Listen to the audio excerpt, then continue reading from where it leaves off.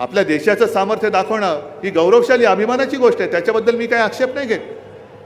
पण मोदी येणार म्हणून घाई गडबडीमध्ये आमच्या दैवताचा पुतळा तिकडे उभारला, छत्रपती शिवाजी महाराजांचा.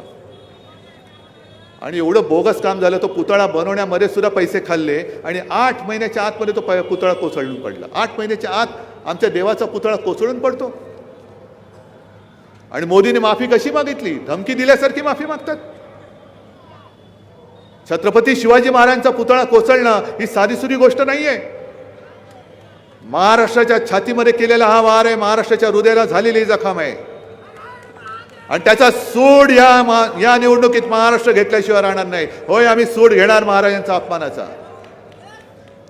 म्हणून मी जे जाहीर केलं दसऱ्याच्या सभेत, गेल्या निवडणुकीत आपल्या मशाल गीतातलं जय शिवाजी जय भवानी हे शब्द काढायला मला लावत होते. तुम्हाला काय वाटलं तुमचं सगळं मी काय ऐकेन? मी दुसऱ्या दिवशी पत्रकार परिषद घेऊन सांगितलं निवडणूक आयोगाला की मी शब्द काढणार नाही, तुम्हाला जे उखाडणार उखाडो जाओ. नाही काढला मी शब्द. कोश्यारीने महाराजांचा अपमान केला, नाही काढलं मोदींनी त्यांना.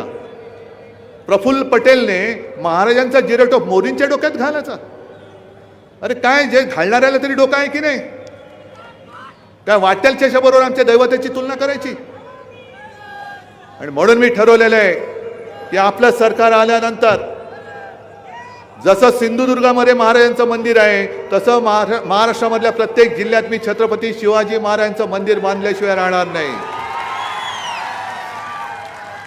आणि जसं आपण एक अभिमानाने बोलतो ना जय श्रीराम, तसंच यापुढे महाराष्ट्रामध्ये जय शिवराय जय शिवराय हा महाराष्ट्राचा श्वास आहे.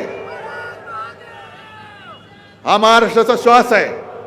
जे संस्कार तुम्ही आमच्यावरचे पुसून टाकायला निघालेला आहात, ते संस्कार आम्ही असे तसे पुसू देणार नाही. महाराष्ट्र तुम्हाला पुसून टाकेल, पण छत्रपतीने आमच्यावर केलेले संस्कार आम्ही तुम्हाला पुसू देणार नाही.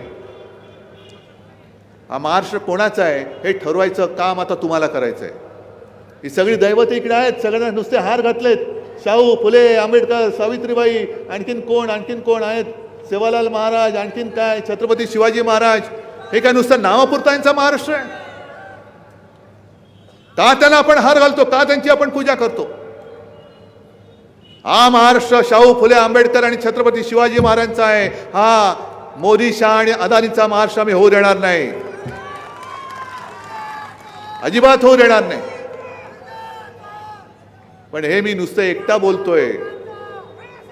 मला एका गोष्टीचं समाधान आहे की जरा कॅमेरेवाल्यांनी, प्रेसनी गर्दी दाखवावी, मोदी आणि शहाना दाखवावी. तुम्ही शिवसेना खतम करायला निघालात, तुम्ही माझे आमदार फोडलेत, तुम्ही माझे खासदार फोडलेत, पक्ष, चिन्ह, वडील सगळं चोरलात, तरी देखील ही जनता माझ्यापासून दूर जायला तयार नाहीये.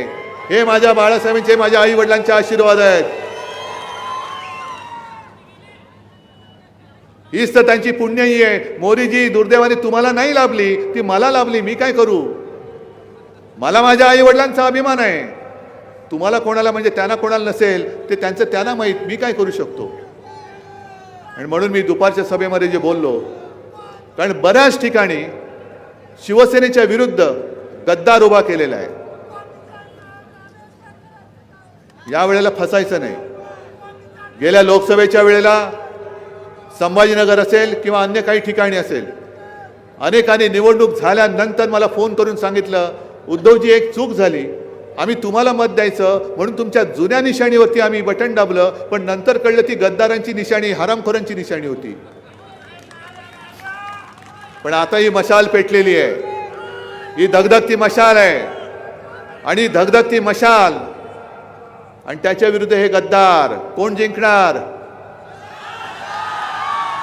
नक्की मग ही तिन्ही चारही उमेदवार इकडे आहेत, यांच्या विजयाची जबाबदारी तुम्ही घेताय? जरा हात वर करून सांगणार. आणि मगाशी मी काय घोषणा दिली होती, काय महाराष्ट्राचा असा जयघोष?